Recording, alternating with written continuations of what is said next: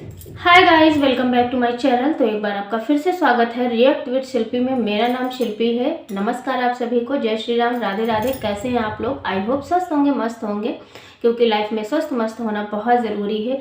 Problem जैसी भी है, जो भी चल रही है। और अगर आप चैनल पर नए हैं तो मैं आपको बता दूँ कि इस चैनल पर मिलता है रिएक्शन बड़े बड़े ब्लॉगर्स का, ट्रेंडिंग टॉपिक्स का, और जो भी मोटिवेशनल चीज़ें होती हैं जिनसे हम कुछ ना कुछ सीख सकते हैं उनके बारे में। तो आज हम बात करने वाले हैं स्नैपी गर्ल सपना के बारे में। तो स्नैपी गर्ल सपना के बारे में जो लोग नहीं जानते उनके लिए मैं बता दूं कि स्नैपी गर्ल सपना चौधरी नाम है इनका, जो कि इनका ससुराल है मध्य प्रदेश का, जहाँ पे ये रहती थी 2 बच्चियों के साथ में। और उनकी शादी हो गई थी 18 की एज में, और अभी जो है अभी 7 से 8 साल हो चुके हैं शादी में। लेकिन इनके साथ में बहुत सारी ट्रेजेडी हुई। उन ट्रेजेडी को मैं थोड़ा सा छोटे छोटे पॉइंट में रख रही हूँ। तो इनकी शादी होती है सूरज जी से, और उसके बाद में फिर इनको एक प्यारी सी बच्ची भी होती है जिसका नाम है आरू। लेकिन जब लगता है लॉकडाउन, और लॉकडाउन में ही इनके पहले हस्बैंड यानी सूरज जी की डेथ हो जाती है, जो कि बहुत ज़्यादा उनके फैमिली के लिए, हम जैसे लोगों के लिए, जो हम लोग उनके व्यूवर हैं, ऑडियंस हैं, उनके लिए एक बहुत बड़ा दर्द होता है। उसके बाद थोड़े दिन बाद 1 साल के अंदर ही उनकी शादी उनके देवर अर्थात उनके जो है छोटे भाई सूरज जी के राजवीर जी से कर दी जाती है। और राजवीर जी और वो सपना जी बहुत अच्छे से खुशी खुशी रहते हैं। बहुत अच्छी फैमिली होती है। सास ससुर और एक ननद है जिनका नाम अंशु है, इसके साथ बहुत अच्छा समय गुजरता है। लेकिन फिर से वक्त करवट लेता है और सारी चीज़ें खराब हो जाती हैं। यानी कि हो जाता है राजवीर जी का एक्सीडेंट, और एक्सीडेंट में हो जाती है उनकी डेथ। उसके बाद से यहाँ पे और सारी कहानियाँ शुरू हो जाती हैं। सपना अपने सास ससुर के साथ रहने की कोशिश करती हैं, बहुत अच्छे से रहने की कोशिश करती हैं। जो भी गलत चीज़ें हैं, जो भी गलत इल्ज़ाम है, या फिर जो भी घर के अंदर उनके साथ में गलत गलत चीज़ें हो रही होती हैं, वो उन पे बात नहीं करना पसंद करती हैं। और वो यही कहती हैं कि मैं जो भी हूँ, मतलब मैं ही अब जो है मम्मी पापा जी का बेटा हूँ, मैं ही बेटी हूँ, मैं ही सूरज जी हूँ, मैं ही राजवीर जी हूँ। और उनकी 2 प्यारी प्यारी बच्चियाँ हैं जिनको वो कहती हैं, एक आरू है और एक सूरज जी हैं और एक राजवीर जी हैं। इसी मोटिवेशन के साथ चलती हैं थोड़े दिन तक चलती रहती। लेकिन एक दिन आता है एक ऐसा वक्त जहाँ पे उनकी मम्मी उनको जो है उनकी मम्मी उनसे मिलने जाती हैं, और उनकी सास जो है कर देती है उनकी मम्मी की बेइज्जती।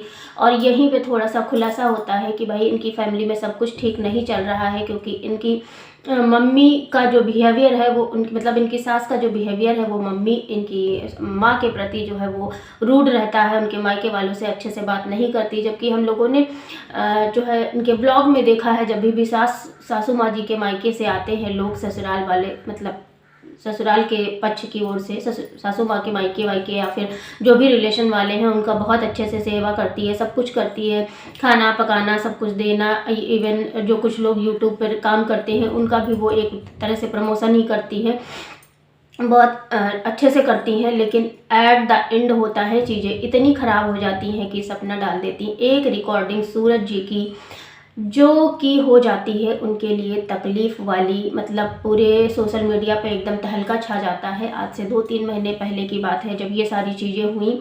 और उस वीडियो के बाद फिर वहाँ से निकलना हो जाता है उनका, वहाँ से यानी अपना ससुराल छोड़ देती हैं, और वो अपने माँ बाप भाई बहन, माँ और भाई के साथ में आ जाती हैं, ससुराल छोड़ के रहने लगती हैं दूसरी जगह, जहाँ पे उनके साथ में कुछ उनकी जो फ्रेंड है उनके साथ भी कुछ अनबन हो जाती है, कुछ कहानी हो जाती है। उसके बाद फिर वो अभी मथुरा शिफ्ट हो गई हैं, और मथुरा शिफ्ट होने के साथ में वो जो है कुछ चीज़ें फिर से रिकॉर्डिंग जो भी था वो लीक होती हैं, जिससे जनता थोड़ी सी भड़क जाती है उनके ऊपर।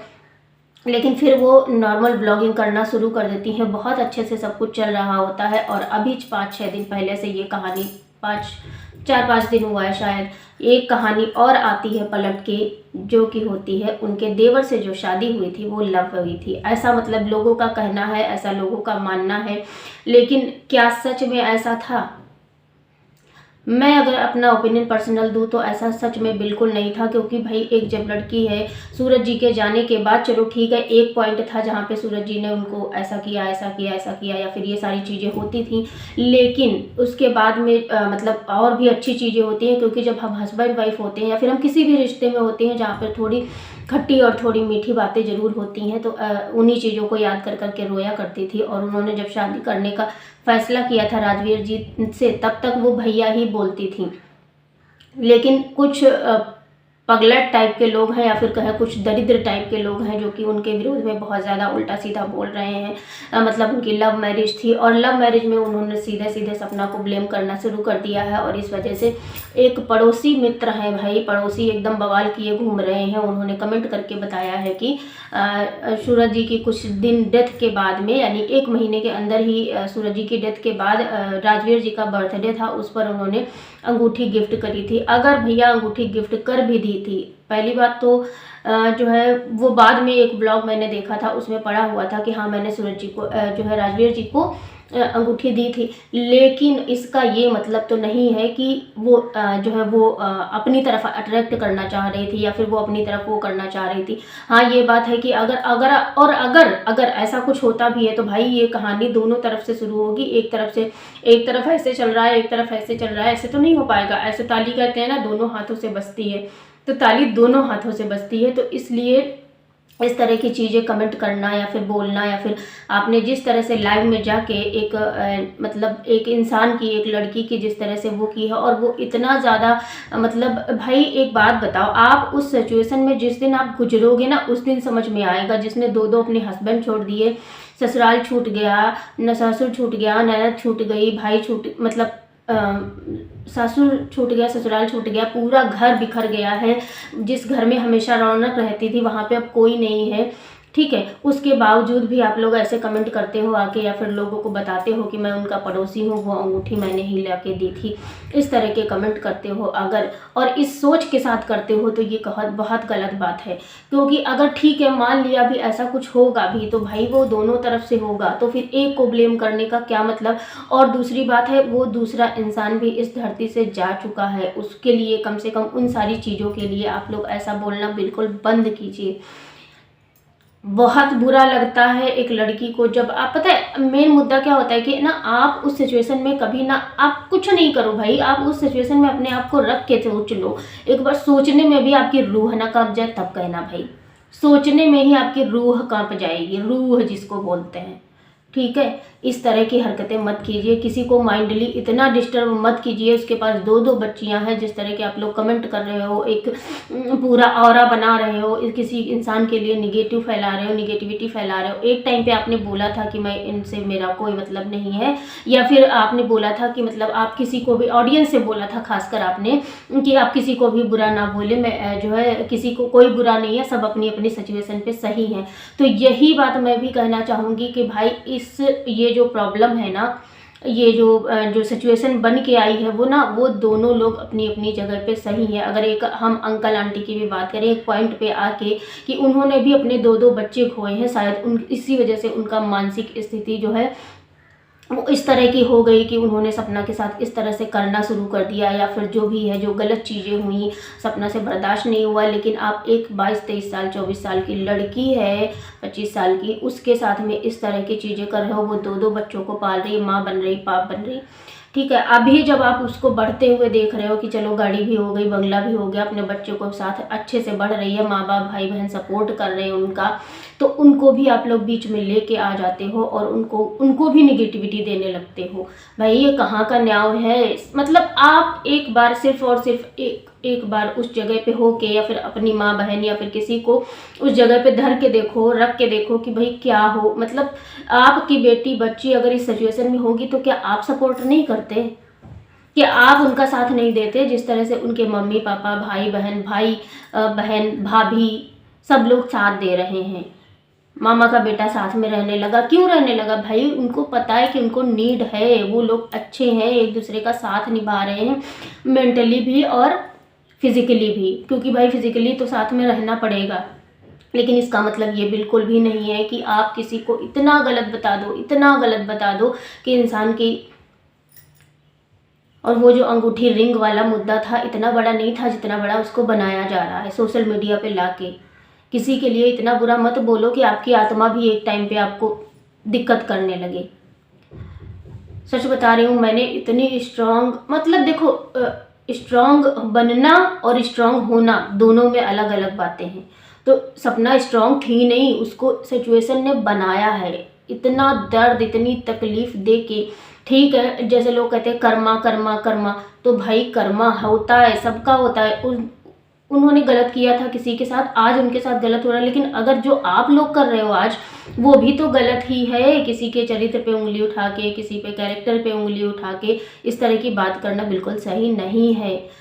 इससे पहले मैं बता दूं कि जब मैंने आज से 2 3 महीने पहले जब ये कंट्रोवर्सी शुरू हुई थी, जब सपना घर से निकली थी, उस टाइम पे मैंने पुराने ब्लॉग्स देखे थे, और पुराने ब्लॉग्स के नीचे भी ये था, ये देखो ऐसे है, ये देखो ऐसे है, अरे यहाँ पे देखो, ये देखो ये तो खुद ही गले पड़ी हुई है, मतलब ये देखो कैसे राजवीर जी के साथ फोटो खिंचवा रही है, जैसे देखो कैसे राजवीर से बातें करती है। जब सूरज जी के जाने की बात की ब्लॉग से मैंने देखे थे, मुझे नहीं पता था कि यार ये सच में ये सारी चीज़ें। और उस टाइम पे मैं उन लोगों के कमेंट को देख के हंसी आ रही थी कि कितनी गंदी सोच है, ये माइंड कितना गंदा है, जो हर चीज़ में आप लोगों को सिर्फ और सिर्फ गलत चीज़ें दिखती हैं। वहाँ पे आके, वहाँ पे मतलब वहाँ पे फिर मैंने छोड़ दिया। उसके बाद जब मैंने ये 2 दिन पहले 3 दिन देखा, तो मतलब मेरा दिमाग खसक गया कि अभी तक सिर्फ ऑडियंस ही बोलती थी, कुछ निगेटिव लोग बोलते थे, पुरानी वीडियोस पे जा के कमेंट कर रहे थे भाई ऐसे लोग। और अभी क्या है, अभी ये लोग मतलब, अभी तो मतलब डायरेक्टली उस इंसान ने बोल दिया जो ये कभी बोला करता था कि आप किसी को निगेटिविटी ना दें, दोनों लोग अपनी अपनी जगह सही है, दोनों लोग अच्छे से अपना रहें, अपने अच्छे से काम करें, सब कुछ करें। ऐसा नहीं करना चाहिए। अभी देखिए, अभी अभी क्या क्या, चलो ठीक है, सपना जो है आगे बढ़ रही है, सब कुछ कर रही है, भाई वो पॉजिटिव ब्लॉग्स ला रही है, पॉजिटिव ब्लॉग्स देखो, पॉजिटिव, जबकि ये सारे पॉजिटिव ब्लॉग्स और ये सारा कुछ ऑडियंस के डिमांड पे ही आया था कि सपना ने बोला था ठीक, अब मैं कोई निगेटिविटी नहीं करना चाहती, जो भी कुछ होगा, जो भी कुछ होगा वो ऑफलाइन होगा। जब द रॉट गया उस टाइम पे भी बहुत सारी निगेटिविटी हुई अंशु की तरफ से, सपना की तरफ से, और उनके ससुराल वालों में कितने सारे लोगों ने वीडियोस बना डाली थी इस तरह की। लेकिन फिर क्या हुआ, क्या हुआ कि चलो सपना ने अपने पैर पीछे खींचे और कंट्रोवर्सी को दूर किया और अपने पॉजिटिव ब्लॉग्स लाने लगी, डेली का रूटीन अपना जो भी था वो भी दिखाने लगी। अब उसमें भी चैन नहीं पड़ रहा आप लोगों को, उसमें भी आपको कहीं ना कहीं कोचना है, ऐसे ऐसे कोच करके। अब एक बात बताओ, किसी को आप बार बार पिंच करोगे, कूटोगे उसको, कूट के मतलब ज़बरदस्ती उगलवाना चाहोगे चीज़ें, या फिर ये बोलोगे कि यार जब इसको किसी तरह से गुस्सा आए, किसी तरह से इसके ट्रिगर पॉइंट को ट्रिगर करते हैं, कूटते हैं, है ना, पिन करते हैं, कूचते हैं, कुछ भी बोल दो आप, हाँ, तो वहाँ पे भाई इंसान कहीं ना कहीं परेशान होगा। देखो एक बात बताऊँ, मैं भी वीडियो बनाती हूँ, अगर कोई पॉजिटिव कमेंट आता है तो अच्छा लगता है, और अगर कमेंट नहीं आते तो भी बुरा लगता है। लेकिन अगर पॉजिटिव कमेंट आते तो ज़्यादा अच्छा लगता है। निगेटिव कमेंट एक भी आ जाता है ना, तो हम लोगों की, अभी तो हमारे चैनल पे इतने कमेंट भी नहीं आते, एक भी कमेंट अगर निगेटिव आ जाए ना तो सर दर्द हो जाता है भाई। तो अगर हम सोशल मीडिया पे काम करते हैं तो उसका इफेक्ट भी हमारी बॉडी पे, हमारे शरीर पे, हमारे माइंड पे, हर चीज़ पे पड़ता है, हमारे रूटीन पे भी पड़ता है। इसलिए किसी को इतना निगेटिविटी ना फैलाएं, किसी को इतना निगेटिविटी ना दें, बहुत बुरा लगता है देख के। और कुछ लोग हैं कि मतलब पता नहीं क्या ही बोल रहे हैं, किस तरीके से बोल रहे हैं, मुझे नहीं पता वो उनकी सोच क्या है, किस तरह की थिंकिंग को लेके ये बोल रहे हैं, पर ऐसे नहीं बोलना चाहिए। मैं आप लोगों से भी विनती करूंगी कि भाई इन सब सारी चीज़ों को वो करिए। अगर कोशिश कर सकते हैं तो एक छोटी सी कोशिश हम कर सकते हैं कि यार काश काश जो बची हुई फैमिली है ना वो फिर से एक हो जाए। जैसे अभी अंशु गई है ना, तो वो अच्छा लग रहा है देख के वहाँ पे, कि अच्छा लग रहा है कि कभी सपना, अंशु और सारे बच्चे, दोनों बच्चे, सास ससुर, कम से कम वो लोग तो साथ में रहते थे। उसकी कोशिश कर सकते हैं हम लोग, आसपास के लोग हैं जो वीडियोस के माध्यम से हम लोग अपने पॉइंट ऑफ व्यू रखते हैं, वो लोग हैं, है ना, तो हम लोग कोशिश कर सकते हैं कि ये फैमिली फिर से एक हो जाए। चलो ठीक है, हमेशा के लिए नहीं, लेकिन आना जाना, जैसे दादा दादी का घर होता है, नाना नानी का घर होता है, वैसे बच्चे आते जाते हैं, वैसे आए जाए, ताकि आरू और आरोही भी ना रहें बिना दादी दादा के प्यार के। उनको भी दादी दादा का प्यार मिला रहे। और रही बात प्रॉपर्टी और उन सब की, तो सपना ने छोड़ दी है, लेकिन आपने क्या बोला है कि हाँ वो तो उनके कागज़ भिजवा दिए गए, वो तो सारी चीज़ें बाद की है ना। और वैसे भी जो लीगली हक है ना वो तो सपना के बच्चों का वैसे भी है, उसमें तो कोई कह ही नहीं सकता है ना। अगर आपको किसी को ट्रांसफ़र करवाना है, कुछ करवाना है, नाम लिखवाना है या फिर किसी और को ट्रांसफ़र करना है, तो उसके लिए तो आपको सपना के बच्चों को बड़ा होना पड़ेगा। या फिर अभी तो जब सूरज जी और राजवीर जी गए हैं तो लीगली अगर देखा जाए तो सपना का ही अधिकार है। लेकिन सपना ने ऐसा नहीं कहा कि जो है हमने सब कुछ जो है ट्रांसफ़र कर दिया। उसने ये कहा कि मैं सब कुछ छोड़ के चली आई हूँ, उसने ट्रांसफ़र नहीं कराया है। तो जिस तरह से लीगली अगर देखा जाए तो सारी चीज़ें तो सपना के ही हाथ में हैं।